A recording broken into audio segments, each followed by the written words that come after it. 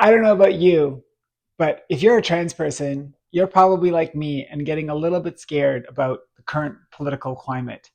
Um, it is something that when I started my transition, definitely wasn't a thing. At the time, it was 2019. The pandemic wasn't even a thought, and the world was nothing like it is today.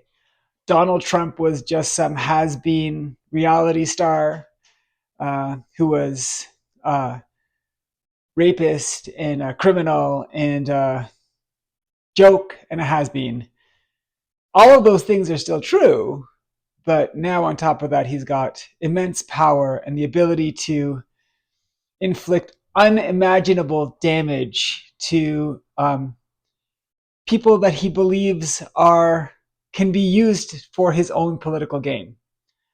I recently heard Donald Trump talk about how he used trans people and the whole issue of trans people as a political toy or ploy to be used to his advantage. He didn't actually care.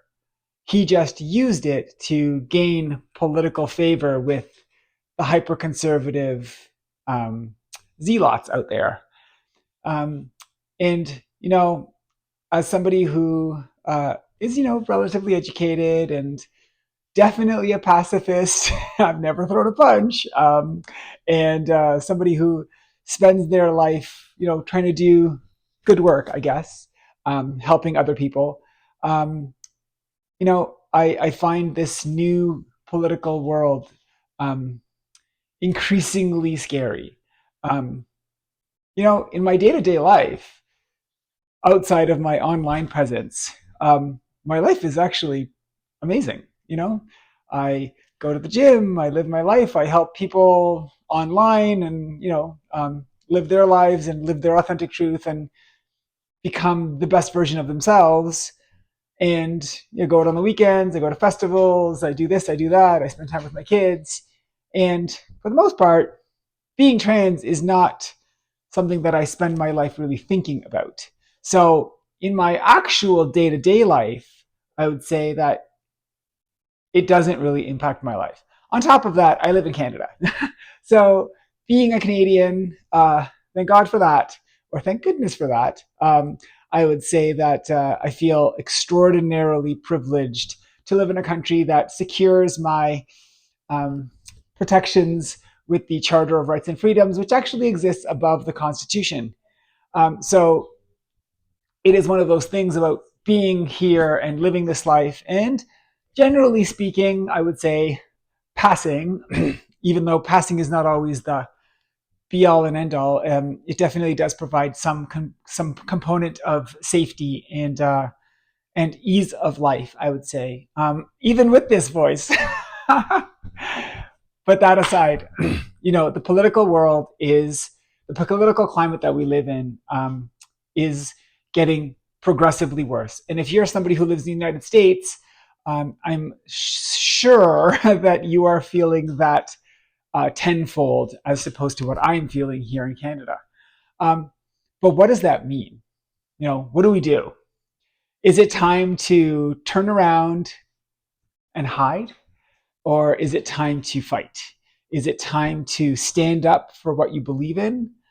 Or, as I've recently seen with Disney and ABC taking Kimmel off the air, realize how incredibly dangerous the world is for anyone who actually has dissent, for the authoritarian regime that is currently brewing in the United States.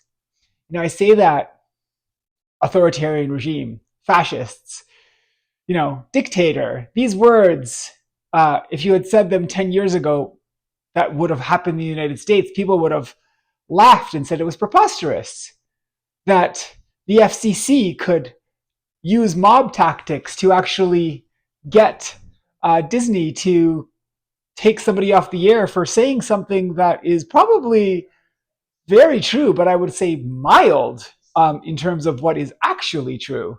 Um, but the reality is that the First Amendment is being questioned here, and any form of dissent is being pushed back on.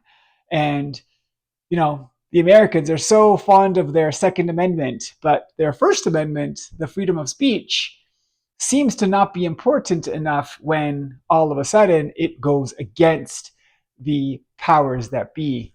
And, as somebody who is watching kind of from the sidelines, but also kind of in the middle of it, as somebody who is trans and has a relatively large online presence, um, I can't help but wonder what will happen next. I don't know.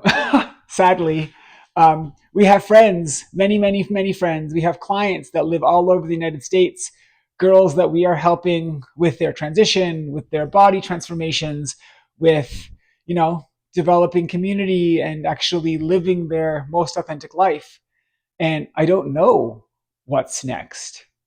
But what I do know, and I confidently do know, is that turning around, hiding, and protecting oneself at the cost of, actually making a movement forward, that is definitely not the right direction. We've seen it in the past, and history repeats itself. Uh, in Germany, right before the Nazis took power, the story feels very reminiscent of the one that is coming in the United States. It feels like something very similar is coming. Quieting media. There is so many examples of that historically. People who did not stand up for what was right. All of a sudden, we start seeing these things over and over again. Donald Trump using every possible tool at his disposal to quiet dissent, to get rid of people who are rejecting his power. Unfortunately, it comes at a time when the Democratic Party is literally in shambles and isn't even fast enough to react to the things that are actually happening. And I realize how incredibly powerful the Supreme Court has become in Donald Trump's, power play. He played the game correctly, it feels like, in a lot of ways. He got a bunch of right wing justices to side with him in pretty much every single case that has come before the Supreme Court since he took power. And what's next? I always worry because this new world order, he's speaking at the United Nations General Assembly today. And, I wonder what's going to happen. But again, it comes back to this thing is the number of people who are actually supporting him are such a small number. And the number of people who are opposing him are such a huge number and such a huge percentage of the population. Totally disorganized, totally lacking direction, lacking leadership. I wonder who is going to come up. Is it going to be AOC? I have no idea. I really hope so. But who is it going to be? Who is going to be that voice? I live in Canada. It's not going to be me.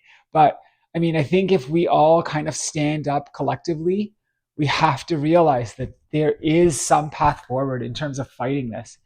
And if we don't, it's going to get worse. It's not going to get a little bit worse. It's going to get a lot worse. And I don't mean that just for the Americans. I think that's going to be the case for an entire population of not only trans people, but minorities, immigrants, foreigners of any sort. Rights being taken away for trans people is just the stepping stone. Guess what? It's coming for you gays. It's coming for you lesbians. It's coming for all the minorities. It is coming for all of us, unless you are white, rich, powerful, and a male. So I was just watching Charlie Kirk's widow talk about how women should be in the home taking care of their children, and she wants us to all lose our rights. She wants women to be literally sitting in the kitchen making dinner for their husbands, producing offspring. Who knows how many? 10, 12? If you're one of those people, wow, I can't believe we're going that far backwards in time. If you're not one of those people, it's time to stand up. It's time to stand the fuck up. We need to rise up collectively. And this is something that is absolutely, we are on our last steps before I don't know what's going to happen next.